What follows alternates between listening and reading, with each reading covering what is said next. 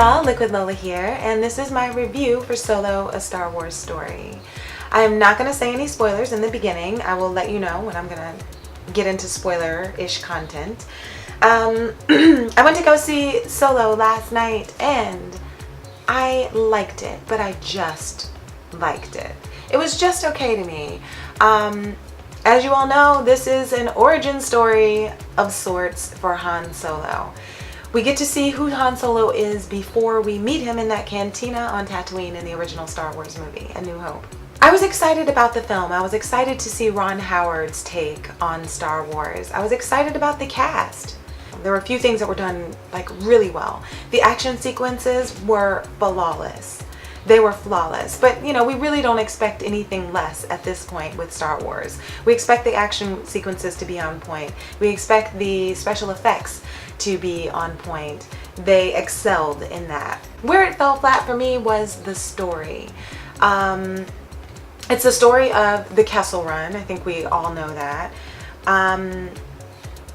But things leading up to the Kessel Run, it didn't have enough heart, I guess I should say. And that's one thing that Star Wars movies have. That's what they're supposed to have.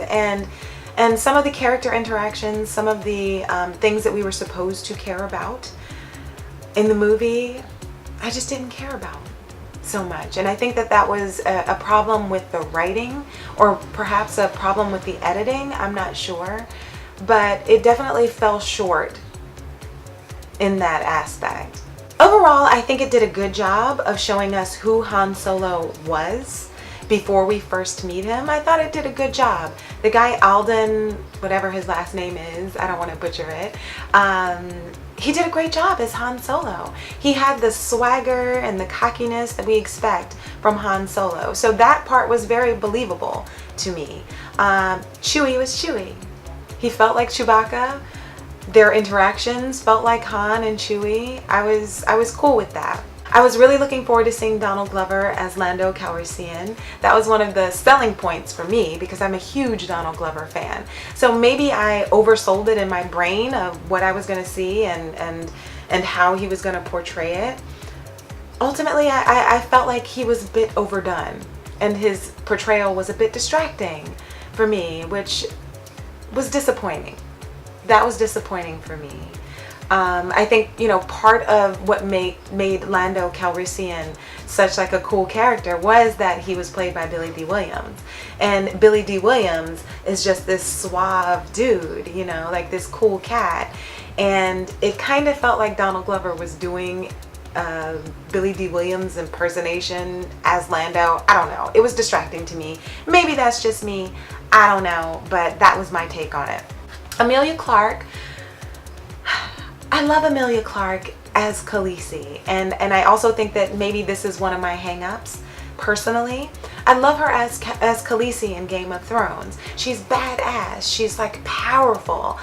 She's you care about her. You love her as Khaleesi. But whenever I see her as another character outside of Game of Thrones, I don't know if it's the brown hair. I don't know what it is, but I don't like her as much, and I don't know why. I don't know why. And the same was true for this film. Same was true for this film. So no spoilers. Overall, I would say it's worth seeing. I could have waited until it came out on digital download in a couple months. All right, on to the spoilers. So when we first see Han, he is very much Han Solo. Very Han Solo. He's, you know, running away from the law. He's hot wiring a speeder, a car, flying car, whatever the hell it was. You know, he's showing you Han Solo. That was cool. Like the opening action sequences were really cool. His relationship with Emilia Clarke, with Kira, in the beginning, you're expected to care for them as like this pseudo couple. They get separated. Everything he does from that point on is to get back to her. That's a proper motivation, as long as you care about their relationship. It's a great motivator, right? It's a great plot device. I have to get back to her. I have to get back to my woman. I have to get her and get her out. Great, let's do it. That's fantastic. You know, he meets up with Woody Harrelson, Tandy Newton, and their like band of misfits, whatever, and go on this heist. Now the heist is pretty damn cool. The heist is pretty damn cool. That whole action sequence like really blew me away. I was totally riveted. I was totally in it with them. So you're supposed to care about Beckett and Val. Beckett played by Woody Harrelson, Val played by Tandy Newton. You're supposed to care about their relationship, their romantic involvement. You're supposed to care about that so that when Tandy Newton makes the ultimate sacrifice, you're supposed to care about it. They just glossed over that. They glossed over that. Like, she sacrifices herself and meh, whatever. They just are like still like joking around and stuff. It's barely a footnote. And that was a bit of a mistake for me. When Han meets up with Kira, when they meet up in this unlikely place, their first meeting after having not seen each other for like 3 years, not knowing what happened to the other one, not knowing what happened to you, where were you, where have you been, are you okay, oh my God. The meetup was lackluster. And you know that you're supposed to care that Kira is conflicted, that she's, you know, now working for the bad guy. She had to do some bad things. She keeps alluding to these bad things that she had to do. And you just don't know, you know, the bad things I've had to do. Okay, all right, that's fine. You know, we get it. You've done some things that you regret. Or do you regret them? They didn't do a good enough job of showing who she is now. Like, clearly she still cares for Han, but there's not enough of that thing that, I don't know, the storytelling was just very predictable. It was very predictable to me, and I didn't care about their relationship as much as I should have.